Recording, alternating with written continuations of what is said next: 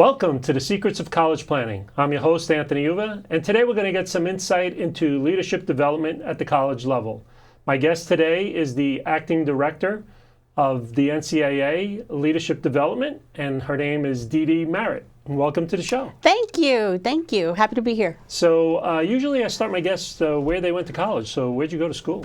So my story is a different one. Out of high school, I attended the University of Miami, and my major was marine biology.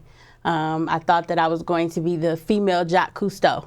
I know you remember Jacques. Sure. And 2 years in to college, I was sent home.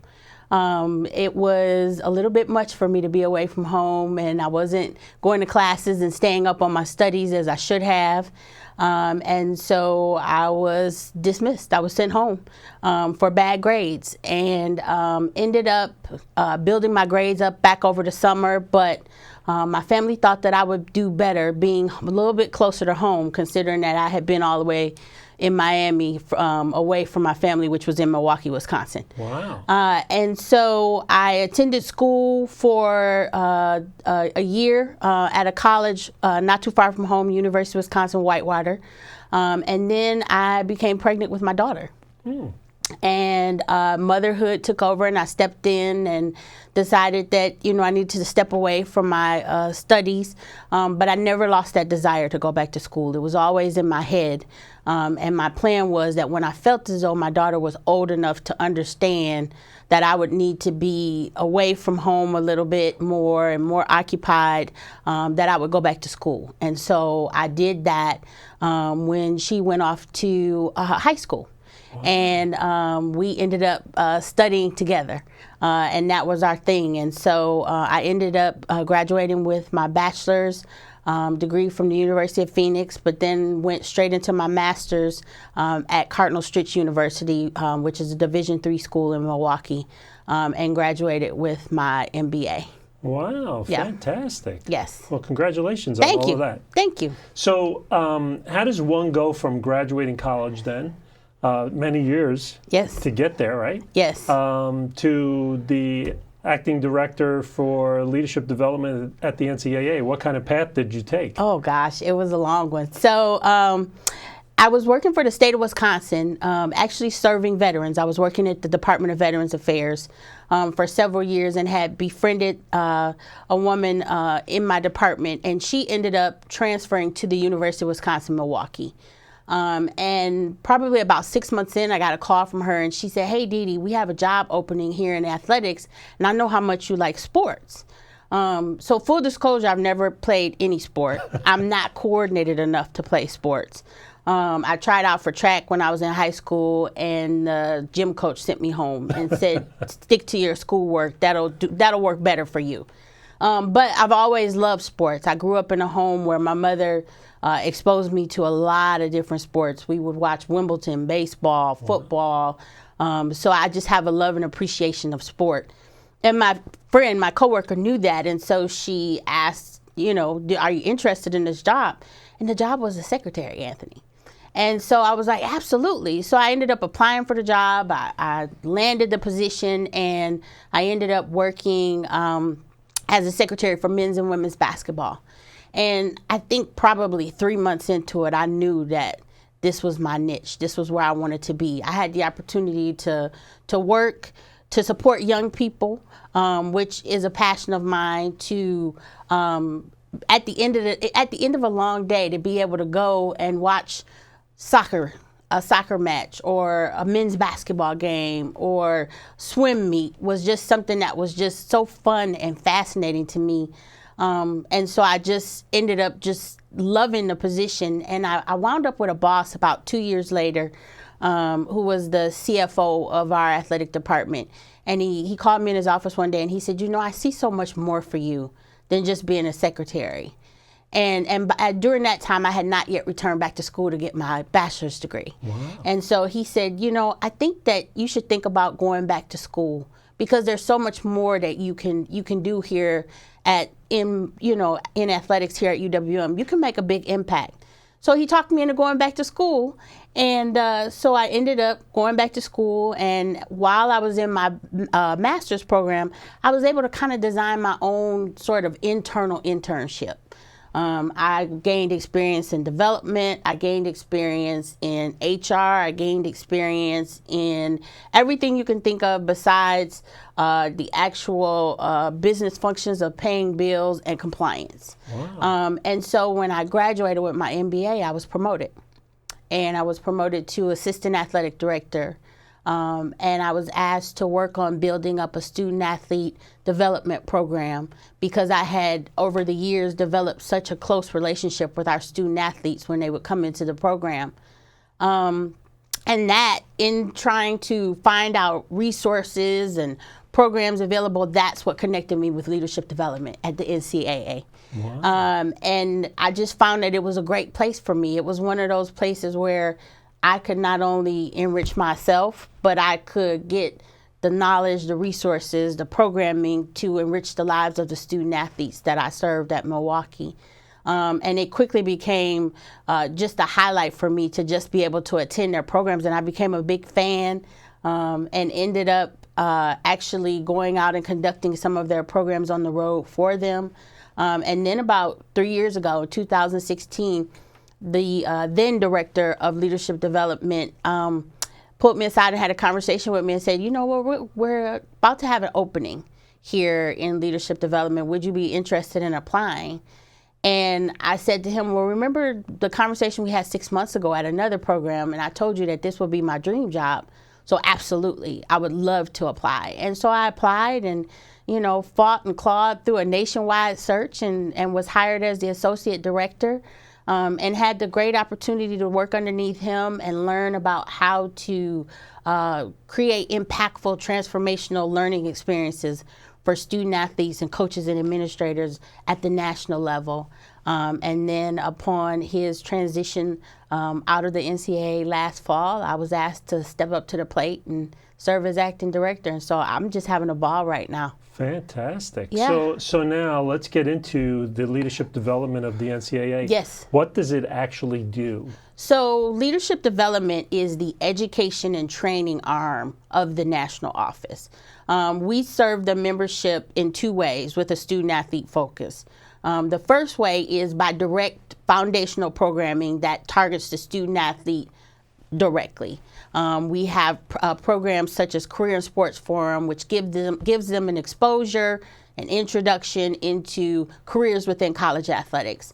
We have an annual program, the Student Athlete Leadership Forum, which really goes into teaching them about leadership skills and competencies that will carry them not just through their college career, but into their life after sports. And then the other way that we support student athletes is by enriching the lives educationally and professionally of those that coach, teach, and lead them.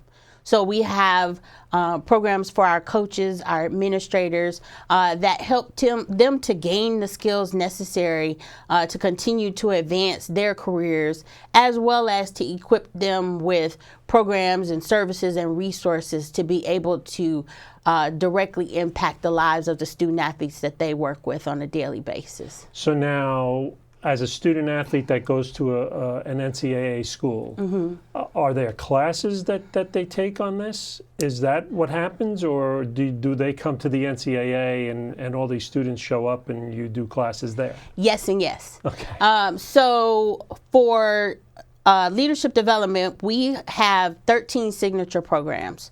For our student athletes, we have in-person programming, the Career and Sports program that I just mentioned, Student Athlete Leadership Forum, and our Elite Student Athlete Symposium, which is specifically designed for our men's basketball players and football players that have been identified as having a great chance of becoming a professional in that sport. So we have in-person programs for them. But what we also do is we have programming that helps our colleagues that serve them to be able to build up their own leadership programs on their campus. So for example, one of our programs is called a Leadership Academy Workshop. It's a two-part program we host every year where we bring in leadership development professionals from all different campuses all over the country and teach them the skills to be able to create their own curriculum, so that then when they go back to campus, they're creating something that's specific to that university, to that athletics department, instead of providing them with a one-size-fit-all type of, as I call it, program in a box. So we do both. We're only a staff of 9 people, and we have 500,000 student athletes and tens of thousands of administrators, so we obviously can't touch everyone as much as we would love to. So we try and make sure that the programs and services that we have are not only impactful, but that there's takeaways that participants can go back and share with those people within their departments to be able to share the wealth, share the knowledge, and make impactful programming experiences for our student athletes, because at the end of the day, they're our most important group of people. So what do you teach the administrators to teach the students? What are some of the topics that are part of the classes that you do? Life skills. You know, a lot of times people forget that when a young person steps onto a college campus, that's really their first time being away from home for an extended period of time, being independent. And so we think about all of those things that go into that. You know, the just learning how to take care of things on your own, learning how to deal with roommates, or just the day-to-day things that a college student may encounter. How do you balance your academics with the athletic responsibilities that you have as well, and then sort of still try and find time to have a life as a young person on a college campus, which we all remember fondly. I know I remember those days.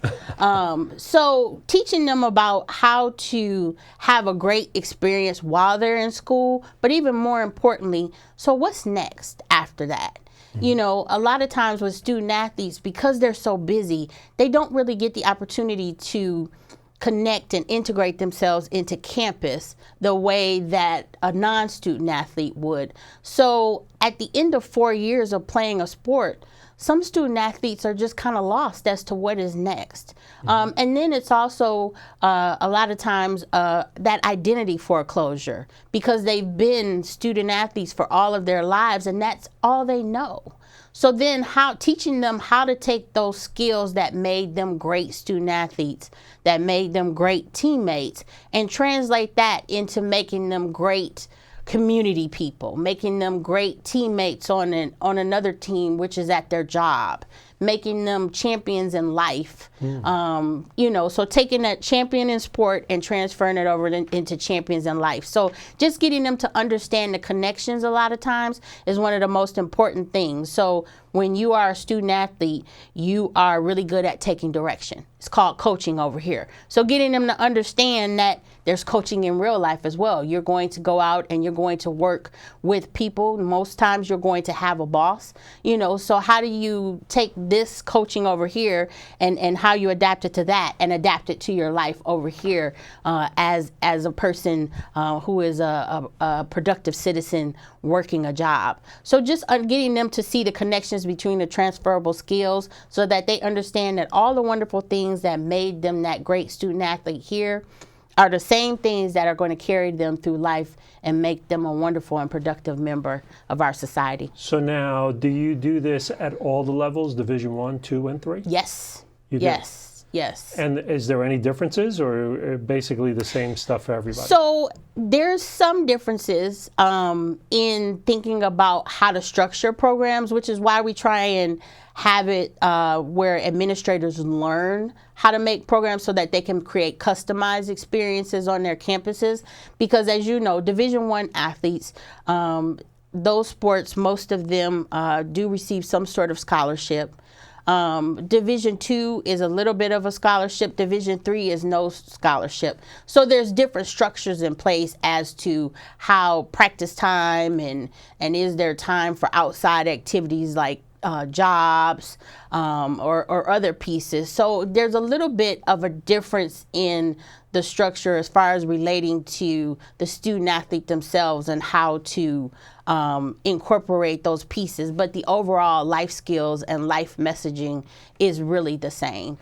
Just getting them to translate their experiences here as a student athlete in this space into their experiences as an adult with a college degree. And you said that there were different classes for different athletes. So the football and basketball athletes, they get different type of classes? Is it because they deal more with the media and more with programs that are out there? For those athletes who are identified and invited to that that elite student athlete symposium, yes. Because those are athletes who have been identified by our colleagues within the building, as well as people in the industry that have a really strong chance of playing professionally. Mm-hmm. So then for us, it's looking at, so what are those life skills that they need to know? Really with them, it's about heavy decision making, because you're going to have so many people coming at you with so many different things. How to deal with agents. How do you effectively deal with that agent to make sure that you're getting the best possible business relationship with that person that's going to continue to set you up for success? Mm-hmm. How to deal with the media. How to deal with social media. So yes, those programs are specifically designed for them because they have, in the sports world, they have an elevated stature. And so that's our foray into trying to do what we can to make sure that they're equipped with those life skills as well. So now how long are these programs then? Because that seems like a lot. Is it a 1-day program, a 3-day, a week, a whole year? We have, yes, for some of our programs are. So for the Elite Student Athlete Symposium, it's a weekend long program. So Friday to Sunday. Usually most of our programs are between the 2 to 4 day range. For some of our other programs that are for our higher level administrators that we are preparing to take those next elevated steps professionally, we have programs that go as long as a year. With multiple touch points throughout the year. One program in particular goes for 2 years. Wow. With multiple touch points throughout the year. So really taking a more in-depth look into what are the skills that are necessary for you. For example, our Pathway program is a program that we have that prepares senior level administrators to become athletic directors. It's a year-long program. And so it's about 4 touch points throughout the year where we bring them in and have in-person contact with them and programming. They have opportunity to meet with their consultant. They have the opportunity to meet with our organizational psychologists that we have working with our programs. But also connecting them with each participant gets an athletic director mentor as well as a presidential mentor. So connecting them with those people as well so that they're having touch points throughout the year so that they can really start to see what life is like in that chair as being basically the CEO of your department and understanding all of the intricacies that go into being an athletic director and creating that successful and positive culture of excellence. And you do that with the coaches, the athletic directors, the administrators of all the different types of sports involved in there? We have programs for them. Yes, it's an application-based process because we have to, have something in place because we can't serve everyone with just 9 people. But yes, we have 13 programs. Some of those programs have multiple touch points throughout the year. So my shop is small, but we're a pretty busy organization. So you're constantly flying around the country trying to go to different schools, making sure they're doing the right programs with the right people. So my group, we execute the programs ourselves in-house, but we do get out into the membership as much as we possibly can to connect with them because those are the people that we serve. So for me, it's nothing to travel to a particular city. And if there's someone that's in a program that we have at the time, or maybe a recent alum of one of our programs, I'll reach out and connect with them to check in with them just to make sure that they're doing well and excelling. And if there's anything we can do to help them, let's put some resources in place to assist them as well. So yeah, it's a little of both. Now, what is the future of leadership development? Do you see a future in it, in expanding and how it's expanding? So the interesting thing is, about a year ago, right when I transitioned into the acting chair, we completed a comprehensive evaluation of leadership development. We went and took a look at our programs and said, okay, so what's working?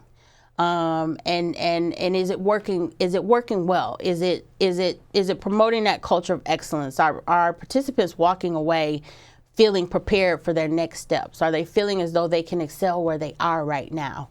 Are our student athletes walking away with impactful experiences as their time of student athletes with a particular college or university?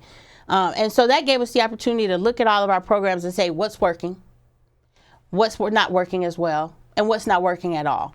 And so we were able to kind of push off and sunset some programs that weren't necessarily working, and out of that come up with a pipeline. We have identified two major areas of advancement within intercollegiate athletics, and that is your administrator route and your coaching route.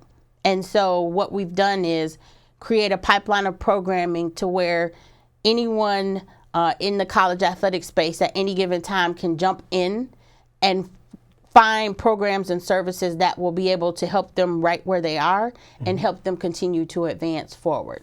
So we have programs for student athletes all the way up to those senior level administrators that want to become either athletic directors. And then on the coaching side, we have programs for student athletes all the way up to those people who are aspiring to become a head coach. So now, do you see this going as an online program eventually, where coaches, administrators, students can take it online, get a certificate for it, do a bunch of classes as they go, and say, wow, I can really learn this as I go along, all done online? So the online space is interesting. I've read numerous studies that say that participants retain about 10% of what they learn online. It's really that sort of leadership development and professional development is best if it's practiced in the learning opportunity, in the learning environment right there, as well as post-program. So what we're looking at for our online programming is those post-program pieces. So if I bring you in to one of our programs and we spend a week together and we're working on let's just say you're a first-time manager. We're developing a program right now called Lessons in Management. And I'm bringing you in because I want to help you to be that good manager of people. So we'll spend the weekend together, and you'll have the opportunity to work on conversations with employers, your conversations with your subordinates, how to effectively manage and lead people. So then you're practicing while you're with us. We're practicing these conversations. You're thinking about what your leadership philosophy is. You're probably taking some time to work it, write it out, articulate it, get it to where you want it to be. And then we're saying to you now, take that and go back and lead. So what we're looking to do is to expand those post-program opportunities for you so that during that next year or so, we have specific touch points to provide sort of continuing education, enrichment pieces for you so that then you can go online and say, okay, so I've been working on this. Here's some next steps. Here's some things for you to be considering as you're moving forward in this space with the example of being a new leader. So really looking at it for post-program pieces. So now it's really like a role play type of environment that you give. Active learning is key. Yeah. That's how you get people to retain information, is telling them the information, providing examples, and then providing them with opportunities to practice, whatever that is. Even if it's just thinking about, what's your why? What's your leadership philosophy? And then you share what yours is, you provide some other examples, and then provide some key informational and educational pieces to them to say, okay, so here's what you should be thinking about, and then give people the opportunity to start to work on it. It's that active learning piece where people really start to retain it instead of just sitting in a room and being talked to the entire day. You have to have those active learning pieces, otherwise it just doesn't stick with us. Yeah. Now, Is there a lot of media attention that you get as well with student athletes at the college level? How to speak to the media, what to say when they're at a game, after the game? Yes. Is that something that you teach the student athletes? We do. So in our elite student athlete programs, we bring in communication experts to give them sort of the what to do, but even more importantly, what not to do. Knowing that in that student athlete space, these are the individuals who are at the highest pinnacle of scrutiny. Yeah. So getting them to understand that there's a way that you can effectively communicate, there's a way that you can assert yourself, express your thoughts and opinions that will skew more into the positive realm instead of into the negative realm. And getting them to understand that what you say online at any point is forever. Yeah. It's forever memorialized and captured out there, and people will turn around and use that to your disadvantage if they have the opportunity. So we have individuals that come in. We have one woman who comes into our elite student athlete programs, and I send her the list of participants beforehand, and she goes online and she does the search. And throughout her presentation, she will pull up screenshots that show, something that you said at some point. And it's really shot. That's probably one of our most popular presentations throughout that program, because it's really shocking when you turn around and see it on a big screen in a room full of your peers and a professional who's explaining to you why that might not be the best way to say what you said, and maybe here's some other ways that you can think about saying those things. So we definitely try and cover it with that group, just to make sure that they understand. Well, we're coming to the end of our show, and usually I ask my guests, what advice do you want to give to the parents and the students that are looking for leadership development? What advice do you want to give them? I think back about my life and my career journey, and I always tell young people that Rome wasn't built in a day, and so your career won't either. And understand that the path is not going to be straight. There's going to be curves. There might be a detour, but that eventually, if you apply determination to it, you're going to get where you want to be at that particular time when you should be there. So I just try and preach to student athletes and some parents too that I come in contact with, patience. Just understand that, where I am today is not where I thought I was going to be 20-something years ago, but I know that where I am today is exactly where I'm supposed to be. Great. Well, thank you very much for coming on the show. Thank you. So you've been watching The Secrets of College Planning. I'm your host, Anthony Uva. Until next time.